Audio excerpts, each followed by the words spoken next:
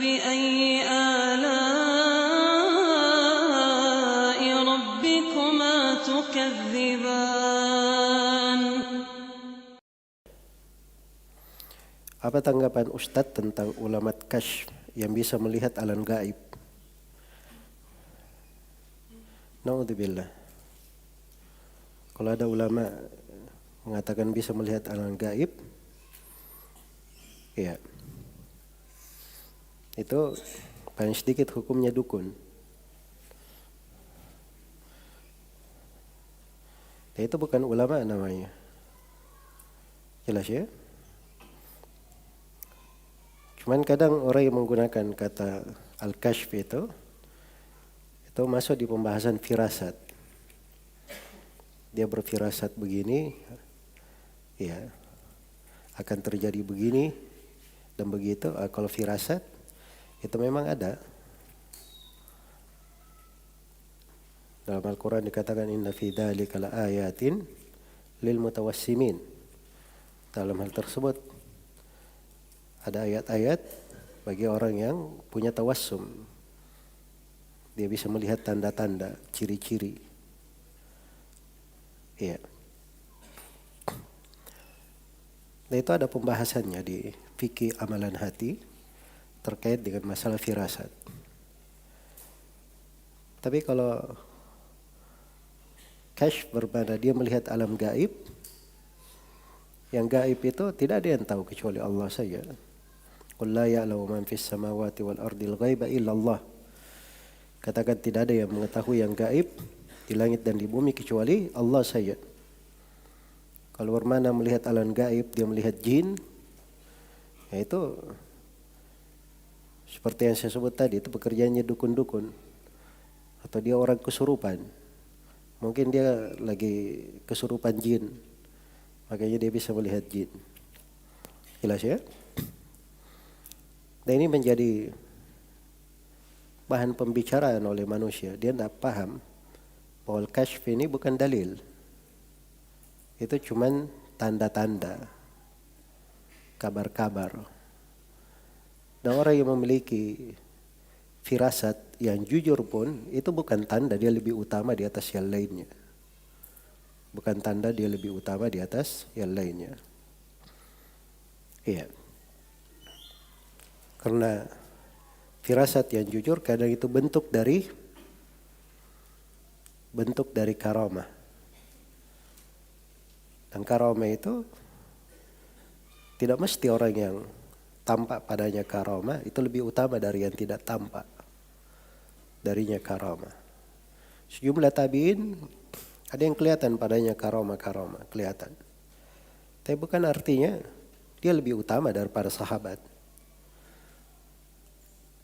Umar ibn Khattab yang kelihatan di dalam sirah kehidupannya dari karamah itu lebih banyak daripada Abu Bakar As-Siddiq. Tapi sepakat para ulama Abu Bakar As-Siddiq lebih utama daripada siapa? Umar ibn Khattab radhiyallahu ta'ala anhu. Apalagi kalau ulama kasyafnya ini madhabnya mentakwil sifat-sifat. Iya. Berada di atas tarekat, atau jalan-jalan yang mengisi jalan Rasulullah Sallallahu Alaihi Wasallam.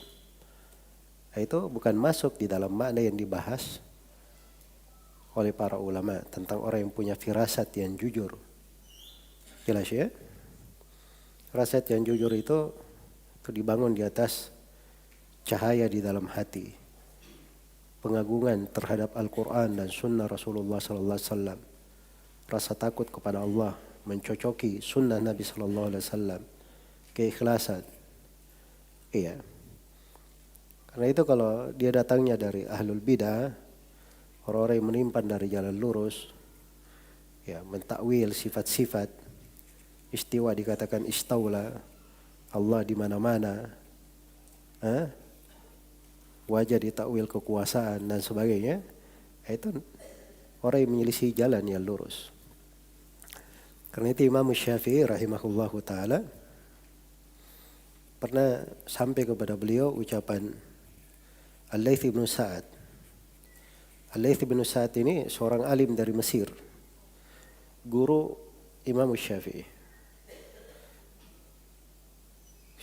Sampai kepada beliau ucapan bahwa Al-Laits bin Sa'ad berkata, apabila engkau melihat ada orang yang sholat di atas air, jangan kamu percaya orang itu sampai kamu dudukkan perkaranya di atas Al-Quran dan Sunnah. Jadi ini sholat di atas air. Oh berarti ini Masya Allah ini, jujur ini, wali ini. Hah? Dilihat sholat di atas air. Ya ini sholat benaran di atas air ini. Terlihat oleh manusia. Oh berarti ini dia hebat. Berarti Allah berikan keutamaan. Nah seperti itu. Perhatikan fikihnya para imam.